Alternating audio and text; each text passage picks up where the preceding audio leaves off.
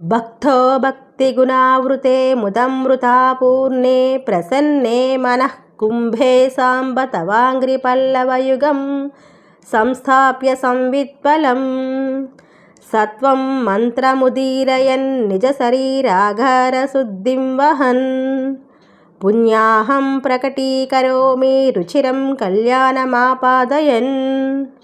తాత్పర్యము: ఓ సాంబ సదాశివ, నేను భక్తుడిని అయ్యాను.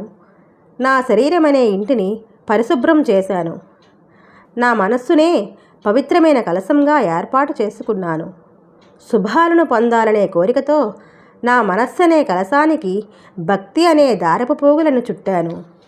ఆ కలశంలో నిర్మలమైన సంతోషమనే నీటిని పోసి నింపాను. నీ పాదపద్మాలనే లేత చిగురు మీద జ్ఞానమనే కొబ్బరికాయను పెట్టాను. సత్వగుణమే ప్రధానంగా మంత్రములు పలుకుతూ పుణ్యాహవాచనం చేస్తూ ఉన్నాను.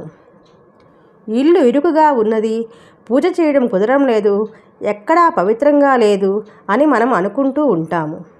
అందుకే అవన్నీ ఎట్లా ఉన్నా నీ శరీరాన్నే ఇల్లుగా చేసుకుని పవిత్రమైన శరీరంలోని నిర్మలమైన మనస్సుతో సంతోషాన్ని అనుభవిస్తూ వేదం చెప్పిన విషయాన్ని తలంచుకుంటూ భగవంతునికి సంకీర్తనం చేయడమే కర్తవ్యం.